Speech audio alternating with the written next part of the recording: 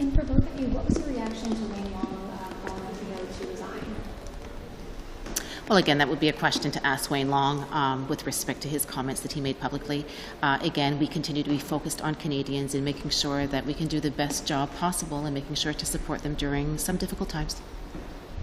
Yeah, I don't speak for Wayne Long. That's a good question to ask him. You have no reaction to his comments, though? Do you agree, disagree? I don't think it's constructive for 150 plus Liberal MPs to comment on each other's comments publicly. I'd be very busy all day if I tried to catch up with that. I'm focused on the work that I have to do. I'm fairly busy, and I'll continue to do that work.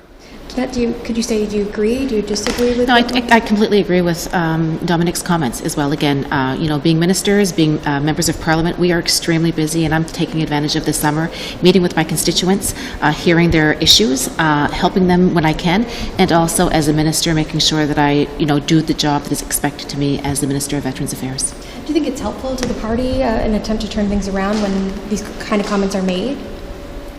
But if I get what you're doing. It's clever. I sort of say I don't want to comment on Wayne Long's comment, and then you ask me why I don't want to comment, and then I end up making a comment. So if I don't want to comment on Wayne, I think it's constructive for members of Parliament to focus on the work that they have to do. That's what I'm doing, and I'm not going to spend my time commenting on other colleagues' comments.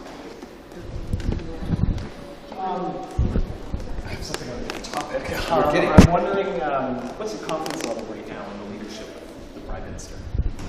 This is for both of you. Well, first and foremost, I think let's be frank. Last week's results in Toronto-St. Paul, the election results were disappointing. We were certainly hoping to maintain that seat. At this point in time, we continue to work hard to making sure that we are there to help support Canadians during their time of need. We realize that people are struggling at this point in time, and as a government, we certainly want to be there to meet their needs, and we continue to put our best efforts forward to make sure that we are going to be there. So I have full confidence in the Prime Minister. I agree with what Ginette said. The by-election result was disappointing. It's a moment for us as a government to consider why those results were what they were, and what we need to do to reassure Canadians that we're focused on their priorities and we're there for them. I have a busy summer of work both in New Brunswick and across the country.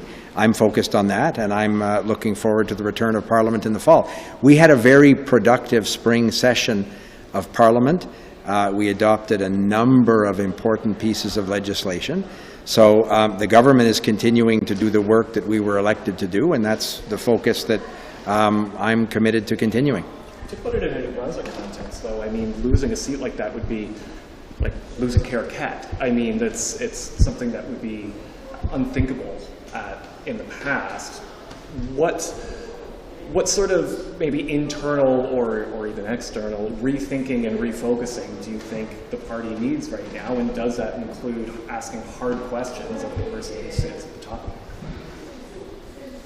Well, again, as I've indicated, and as you've indicated, it was certainly disappointing when we lost Toronto-St. Paul. It certainly wasn't the outcome that any of us were hoping for. And as a result, that's why that we continue to look at ways that we can, again, be there to better help support Canadians.